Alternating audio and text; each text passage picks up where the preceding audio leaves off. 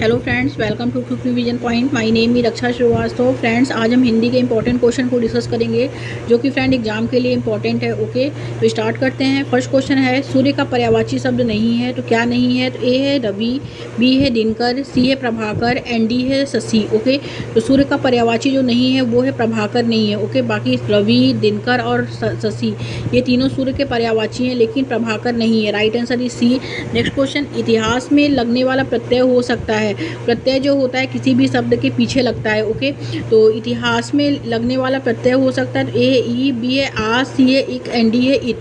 तो इतिहास में जो लगने वाला प्रत्यय होता है वो इक प्रत्यय होता है। राइट आंसर इज सी हो जाएगा। नेक्स्ट क्वेश्चन, गहन पठन पठन का एक कौशल है जो फिल इन दी ब्लैंक्स की ओर संकेत करता है। तो ए है मनोरंजन के लिए पढ़ना, बी है संपादन के लिए पढ़ना, सी है पाठ्य पुस्तक की गहरी समझ प्राप्त करने के लिए पढ़ना एंड डी है पाठ्य पुस्तक का सिंहावलोकन प्राप्त करने के लिए पढ़ना। तो गहन पठन पठन का एक कौशल है जो पाठ्य वस्तु की गहरी समझ प्राप्त करने के लिए पढ़ना की ओर संकेत करता है। राइट आंसर ही सी हो जाएगा। आगे देखेंगे, विस्तृत जानकारी के लिए पाठ्य वस्तु को पढ़ना जो है वो गहन पठन है। ओके, तो ए है विस्तृत पठन, बी है आनंद के साथ पठन, सी है पठन प्रक्रिया एंड डी है गहन पठन। तो विस्तृत जानकारी के लिए पाठ्य वस्तु को पढ़ना गहन पठन है। ओके, राइट आंसर ही डी हो जाएगा। आगे देखते हैं, लेखन प्रक्रिया में मसौदा तैयार करना फिल इन दी ब्लैंक्स के बाद आता है। तो ए है योजना बनाना, बी है समीक्षा करना, सी है संपादन करना एंड डी है पूर्ण लेखन करना। लेखन प्रक्रिया में मसौदा तैयार करना जो आता है वो पूर्ण लेखन करने के बाद आता है। ओके, राइट आंसर ही डी। नेक्स्ट क्वेश्चन, लेखन प्रक्रिया के चरण जो होते हैं कैसे होते हैं? ए है प्रकाशन पर समाप्त होते हैं, बी है मानस मानचित्रण पर समाप्त होते हैं, सी है मस्तिष्क आलोड़न पर समाप्त होते हैं, डी है समीक्षा पर समाप्त होते हैं। लेखन प्रक्रिया के चरण जो होते हैं फ्रेंड वो होते हैं मस्तिष्क आलोड़न पर समाप्त होते हैं। ओके, राइट आंसर जो होगा वो सी हो जाएगा। आगे देखते हैं, नेक्स्ट क्वेश्चन क्या है, मुक्त लेखन को उस लेखन की तरफ व्याख्यायित किया जा सकता है। मुक्त लेखन को उस लेखन की तरफ व्याख्यायित किया जा सकता है। तो ए है जिसे किसी अन्य स्रोत से लिया जाता है, बी है जो कविता बन जाती है, सी है नियमों को ध्यान में रखे बिना जो भी मन में आए उसे लिख देना एंड डी है जनरल में एक विस्तृत लेख। ओके, तो मुक्त लेखन को उस लेखन की तरफ व्याख्यायित किया जा सकता है जो नियमों को ध्यान में रखे बिना जो भी मन में आए उसे लिख देना। राइट आंसर इज सी।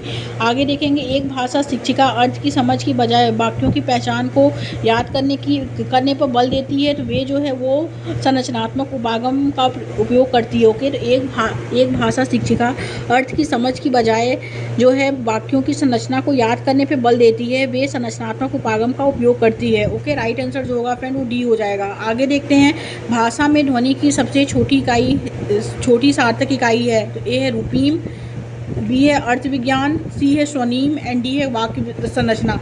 तो भाषा में ध्वनि की सबसे छोटी सार्थक इकाई जो है फ्रेंड वो स्वनीम है। Okay, right answer is C.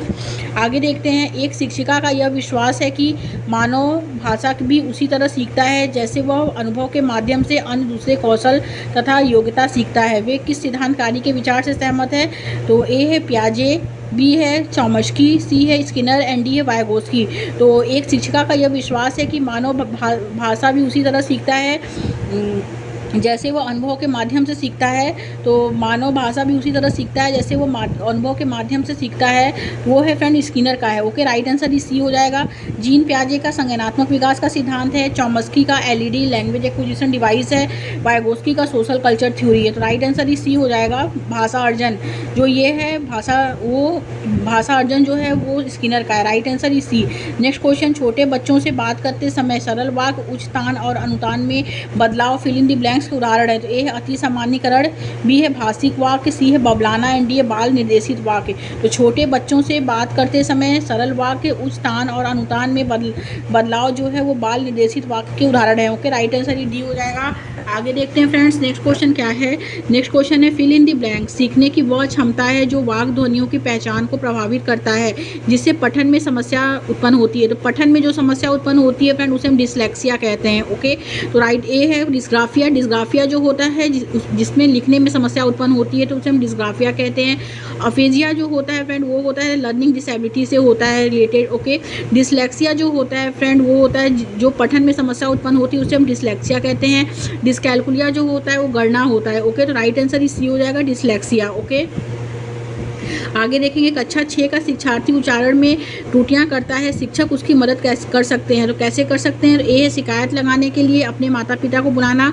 B है जब बच्चा त्रुटि करता है तब उसे रोककर उसकी त्रुटियों को सुधारना। सी है जब बच्चा पढ़ना समाप्त कर दे तब शब्द का सही उच्चारण बताना। एंड डी है सही उच्चारण को दोहराना। ओके, तो कक्षा 6 का शिक्षार्थी उच्चारण में त्रुटियां करता है, शिक्षक उसकी मदद कर सकते हैं। तो वो जब बच्चा पढ़ना समाप्त कर दे तब शब्द का सही उच्चारण बताना। ओके, राइट आंसर ई सी हो जाएगा।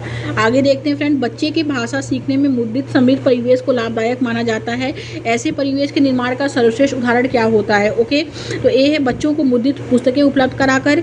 बी है रोचक कहानी, कविताएं एवं बच्चों से संबंधित जानकारी कक्षा और विद्यालय की दीवारों पर लगाना। सी है इसमें शिक्षकों को मुद्रित मैनुअल्स, हैंडबुक्स और गाइड बुक्स उपलब्ध कराना। एंड डी है फ्रेंड बच्चों को सृजनात्मक करने के लिए अवसर उपलब्ध कराना और अंगूठे से छपाई, स्क्रीन प्रिंटिंग एवं अन्य प्रिंटिंग गतिविधियाँ। तो बच्चे के भाषा विकास में मुद्रित समृद्ध परिवेश को लाभदायक माना जाता है। ऐसे परिवेश के निर्माण का सर्वश्रेष्ठ उदाहरण क्या है? तो वो है रोचक कहानियाँ, कविताएं एवं बच्चों से संबंधित जानकारी कक्षा और विद्यालय की दीवारों पर लगाना। ओके, राइट आंसर जो होगा वो बी हो जाएगा। आगे देखते हैं फ्रेंड्स, नेक्स्ट क्वेश्चन क्या है? निपुण भारत मिशन के अनुसार लक्ष्य जैसे बुनियादी साक्षरता एवं संख्या बोध के सीखने के लक्ष्य सभी राज्य द्वारा प्राप्त किए जाने चाहिए। कक्षा एक में समझ के साथ पढ़ने के लक्ष्य इस प्रकार हैं। तो ए है प्रति मिनट 40 से 60 शब्दों को अर्थ के साथ पढ़ना। बी है कम से कम 3 अक्षरों से बनने वाले सरल शब्दों को जो है पढ़ना, एंड सी है इसमें आयु उपयुक्त अपरिचित पाठ वस्तु में कम से कम 4-5 सरल शब्दों से बनने वाले छोटे वाक्य पढ़ना। एंड डी है कम से कम 60 शब्द प्रति मिनट समझ के साथ पढ़ना। ओके, तो निपुण भारत मिशन के अनुसार लक्ष्य जैसे बुनियादी साक्षरता एवं संख्या बोध के सीखने के लक्ष्य सभी राज्य द्वारा प्राप्त किए जाने चाहिए। कक्षा एक में समझ के साथ पढ़ने के लक्ष्य इस प्रकार हैं। तो वो है फ्रेंड की कम से कम 3 अक्षरों से बनने वाले सरल शब्द को पढ़ना। ओके, राइट आंसर जो होगा फ्रेंड वो भी हो जाएगा। ओके, कि कम से कम 3 अक्षरों से बनने वाले सरल शब्दों को पढ़ना। Right answer is B. Next question देखते हैं फ्रेंड, परीक्षा के लिए किसी विषय को सीखने के लिए किस पठन तकनीक का उपयोग किया जाता है? तो ए है विस्तृत पठन, बी है स्कैनिंग, सी है विवरणात्मक पठन, एंड डी है स्कीमिंग। तो परीक्षा के लिए किसी विषय को सीखने के लिए किस पठन तकनीक का उपयोग किया जाता है? तो वो किया जाता है स्कैनिंग का। Right answer is B. Next question, एक शिक्षिका अपने शिक्षार्थी की लेखन योग्यता में प्रगति देखना चाहती है, उनके लिए सावधिक विश्वसनीय उपकरण कौन सा होगा? तो ए है साक्षात्कार, बी है रूब्रिक्स, सी है पोर्टफोलियो, एंड डी है स्वांकलन। ओके, एक शिक्षिका अपने शिक्षार्थियों की लेखन योग्यता में प्रगति देखना चाहती है, उसके लिए सावधिक विश्वसनीय उपकरण जो होगा फ्रेंड वो होगा portfolio. Okay, right answer is C हो जाएगा। आगे देखते हैं नेक्स्ट क्वेश्चन क्या है। नेक्स्ट क्वेश्चन है फ्रेंड, नेक्स्ट क्वेश्चन देखते हैं फ्रेंड। नेक्स्ट क्वेश्चन क्या है? नेक्स्ट क्वेश्चन है कि नभ मखमल किसी कोमल में अलंकार है, कौन सा अलंकार है? तो ए है रूपक अलंकार, बी है उपमा अलंकार, सी है उत्प्रेक्षा अलंकार, एंड डी है यमक अलंकार। तो राइट आंसर जो होगा फ्रेंड वो बी हो जाएगा, उपमा अलंकार है। ओके, नेक्स्ट क्वेश्चन, नभ का पर्यायवाची शब्द नहीं है, क्या नहीं है? तो गगन, बी है आकाश, सी है गंगा, एंड डी है आसमान। तो नभ का पर्यायवाची जो नहीं है वो है संसार, जो है वो नभ का पर्यायवाची नहीं है। ओके, बाकी गगन, आकाश और आसमान ये नभ के पर्यायवाची हैं, लेकिन संसार जो है वो नभ का पर्यायवाची नहीं है। Right answer is C. आगे देखेंगे, निम्नलिखित में से कौन सा प्रभावशाली तरीके से व्याकरण पढ़ाने के संदर्भ में सही नहीं है? ओके, तो ए है फ्रेंड उचित संप्रेषण द्वारा नियम संप्रेषित करना, बी है संदर्भ में व्याकरण के प्रासंगिक नियम प्रस्तुत करना, सी है वास्तविक जीवन से जुड़े संप्रेषण द्वारा अभ्यास के लिए नियम बताना, एंड डी है नियमों को याद करके अभ्यास ड्रिल द्वारा व्याकरण सीखना। ओके, तो जो निम्नलिखित में से कौन सा प्रभावशाली तरीके से व्याकरण पढ़ाने के संदर्भ में सही नहीं है? तो वो है नियमों को याद करके अभ्यास ड्रिल द्वारा व्याकरण सीखना। ओके, राइट आंसर जो होगा फ्रेंड वो बी डी हो जाएगा।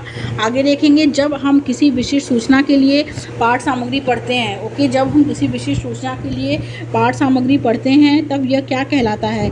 ए है सरसरी तौर पर पठन, बी है बारीकी से पठन, सी है बहिर्वेशन एंड एक्सट्रापोलेशन एंड डी है विश्लेषण। जब हम किसी विशेष सूचना के लिए पाठ सामग्री पढ़ते हैं तब यह क्या कहलाता है, तो बारीकी से पठन कहलाता है। Right answer is B. Next question देखते हैं, मुख्यतः हम मातृभाषा कैसे कब अर्जित करते हैं, तो ये औपचारिक अधिगम स्थितियों में अर्जित करते हैं, इसे बोलकर अर्जित करते हैं, सुनकर अर्जित करते हैं, लिखकर अर्जित करते हैं। तो मुख्यतः हम मातृभाषा कैसे कब अर्जित करते हैं, तो इसे सुनकर अर्जित करते हैं। Right answer is C. Next question, व्याकरण सिखाने का कौन सा उपागम इस सिद्धांत को प्रोत्साहित करता है कि भाषा सीखना नियमों को सीखने से संदर्भित है, ओके, संबंधित है। तो व्याकरण सीखने का कौन सा उपागम जो है इस सिद्धांत को प्रोत्साहित करता है कि भाषा सीखना नियमों को सीखने से संबंधित है, वो है फ्रेंड निगमनात्मक, ओके, निगमनात्मक। राइट आंसर जो होगा फ्रेंड वो हो जाएगा ए, निगमनात्मक, okay.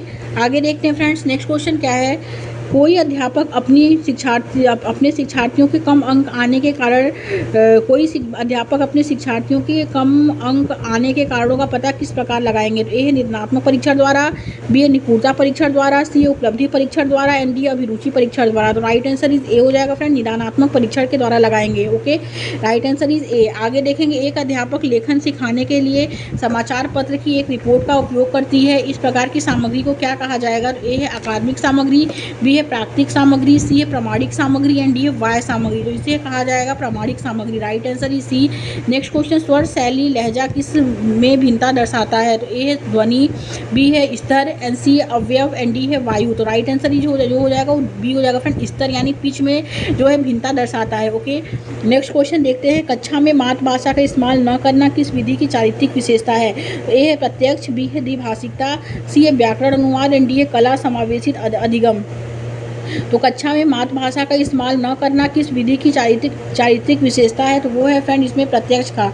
Right answer is A. Next question, निदानात्मक परीक्षण किनके लिए प्रयुक्त किए जाते हैं, तो निदानात्मक परीक्षण जो होता है फ्रेंड ए है, इसमें उपचारात्मक योजना बनाने की दृष्टि से विद्यार्थियों को सीखने संबंधी कमियां ढूंढने के लिए, बी है किसी विशिष्ट कार्यक्रम के लिए, अभ्यर्थी की उपयोगिता का आकलन करने के लिए एंड सी है काम जवाब देने के लिए और निपुणता संबंधी परीक्षण एंड डी है विद्यार्थी की योग्यता को जानने के लिए। तो निदानात्मक परीक्षण किनके लिए प्रयुक्त किए जाते हैं, तो वो उपचारात्मक योजना बनाने की दृष्टि से विद्यार्थियों की सीखने संबंधी कमियां ढूंढने के लिए जो है प्रयुक्त किए जाते हैं, ओके। राइट आंसर जो होगा वो ए हो जाएगा। आगे देखते हैं फ्रेंड्स, नेक्स्ट क्वेश्चन क्या है, मूल्यांकन के संदर्भ में कौन सा कथन सही नहीं है पूछा है, ओके। तो ए है मूल्यांकन के संदर्भ में कौन सा कथन सही नहीं है, जो कथन सही, फर्स्ट है फ्रेंड कि मूल्यांकन मापन की अधिक सारगर्भित सामग्री है एंड सेकंड है इसमें कि मूल्यांकन मात्रात्मक और गुणात्मक दोनों ही प्रकार का होता है, सी है मूल्यांकन कुल शिक्षण अधिगम प्रक्रिया के मापन से संबंधित है एंड डी है मूल्यांकन शिक्षार्थी को उसके मजबूत पक्ष और कमियों के बारे में प्रतिपुष्टि देने के लिए किया जाता है। तो मूल्यांकन शिक्षार्थी को उसके मजबूत पक्ष और कमियों के बारे में प्रतिपुष्टि देने के लिए किया जाता है, ओके। राइट आंसर जो होगा वो डी हो जाएगा। आगे देखते हैं, भाषा शिक्षण की रचनावादी उपागम में अध्यापक से क्या अपेक्षा की जाती है, तो ये है शिक्षार्थी को पहले से ही मौजूद ज्ञान देना, बी अपनी पाठचर्या सृजित करना, सी है शिक्षार्थियों को अपनी पाठ पुस्तक बनाने के लिए कहना एंड डी है शिक्षार्थियों को ज्ञान के निर्माण में अपने अनुभवों का प्रयोग करने में मदद करना। तो भाषा शिक्षण के रचनावादी उपागम में अध्यापक से क्या अपेक्षा की जाती है, वो यह की जाती है कि शिक्षार्थियों को ज्ञान के निर्माण में अपने अनुभवों का प्रयोग करने में मदद करना। राइट आंसर ही डी। आगे देखते हैं फ्रेंड्स, नेक्स्ट क्वेश्चन क्या है, पूर्व पठन से जुड़े कार्य किस लिए होते हैं, ओके। ए शिक्षार्थियों के पठन कौशल का मूल्यांकन करने के लिए एंड बी है फ्रेंड की कठिन शब्दों और वाक्यांशों का अर्थ बताने के लिए एंड सी है इसमें मुख्य बिंदु को प्रस्तुत करने और शिक्षार्थियों को प्रोत्साहित करने के लिए एंड डी है पाठ्य सामग्री में प्रयुक्त व्याकरणिक बिंदुओं की व्याख्या करने के लिए। तो पूर्व पठन से जुड़े कार्य किस लिए होते हैं, तो वे होते हैं मुख्य बिंदु को प्रस्तुत करने और विद्यार्थियों को प्रोत्साहित करने के लिए होते हैं। राइट आंसर सी हो जाएगा। नेक्स्ट क्वेश्चन, निम्नलिखित में से किसके आधार पर संप्रेषण एक चक्रीय प्रक्रिया कहलाएगी, तो ए है प्रेषक, बी है ग्रहण करने वाली एंड सी है प्रतिपुष्टि एंड डी है संदेश। तो राइट आंसर इस सी हो जाएगा, प्रतिपुष्टि, ओके। आगे देखेंगे, संज्ञा समझाने में के लिए एक अध्यापक पहले उदाहरण देती है और उसके बाद उसकी परिभाषा बताती है, यह विधि क्या कहलाती है, तो ए है आगमनात्मक विधि एंड बी है निगमनात्मक विधि। तो वो कहलाती है आगमनात्मक विधि कहलाती है, ओके। राइट आंसर जो होगा फ्रेंड वो ए हो जाएगा। नेक्स्ट क्वेश्चन, क्योंकि आगमनात्मक विधि ऐसा वो विधि होती है जिसमें हम पहले उदाहरण देते हैं, फिर जो है पहले उदाहरण होता है, फिर ये रूल से आप जो है परिभाषा जो है उसमें बताई जाती है, और निगमनात्मक जो होता है जिसमें पहले रूल्स या परिभाषा बताई जाती है, फिर इसमें उदाहरण पेश किया जाता है। ओके, तो संज्ञा समझाने के लिए एक अध्यापक पहले उदाहरण देती है और उसके बाद उसकी परिभाषा बताती है। तो यह विधि जो कहलाती है वो आगमनात्मक विधि कहलाती है। राइट आंसर ये हो जाएगा। नेक्स्ट एंड लास्ट क्वेश्चन देखते हैं फ्रेंड कि जब एक अध्यापक भाषा पढ़ाने के लिए विज्ञान और सामाजिक विज्ञान के पाठों का उपयोग करता है तो यह उपागम क्या कहलाएगा? तो ए वस्तुनिष्ठ भाषा शिक्षण, बी है बहुलवादीय भाषा शिक्षण, सी है अनुशासन अनुसार भाषा शिक्षण, एंड डी है भाषा समूचे पाठ्यक्रम में। ओके, तो जब एक अध्यापक भाषा पढ़ाने के लिए विज्ञान और सामाजिक विज्ञान के पाठों का उपयोग करता है तो यह उपागम जो कहलाता है वो भाषा समूचे पाठ्यक्रम में कहलाता है। ओके, तो यह उपागम भाषा समूचे पाठ्यक्रम कहलाता है। ओके, राइट आंसर जो होगा फ्रेंड वो डी हो जाएगा। Thank you friends.